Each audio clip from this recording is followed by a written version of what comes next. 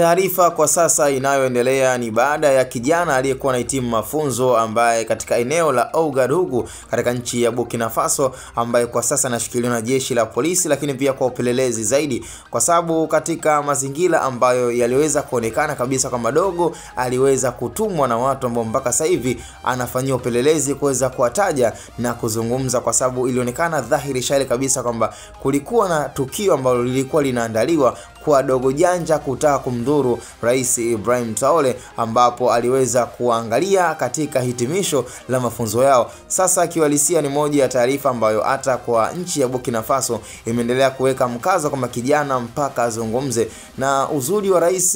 Ibrahim Traore mpaka sasa hivi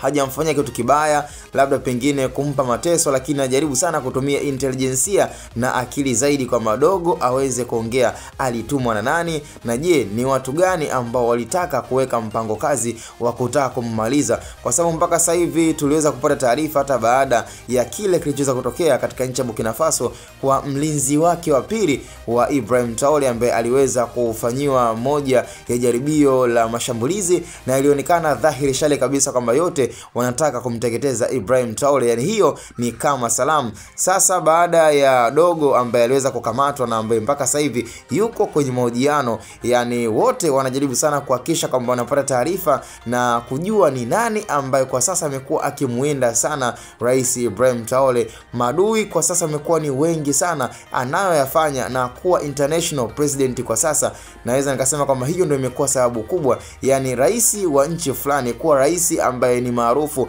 ndani ya nchi za Kiafrika ni jambo ambalo lazima kuna watu watapinga na watatengeneza uadui, na ndio hiki kinachomtokea Rais Ibrahim Traore. Hatujajua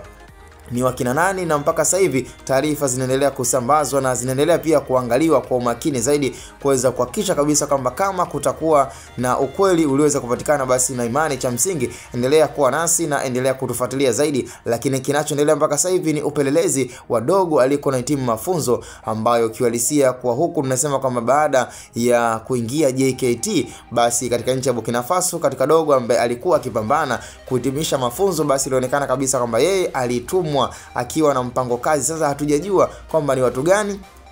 walioweza kumpa hela na kufanya maazimisho ya kutaka kummaliza Rais Ibrahim Traore. Cha msingi tukutane kwenye comment. Ni Hatboy Media.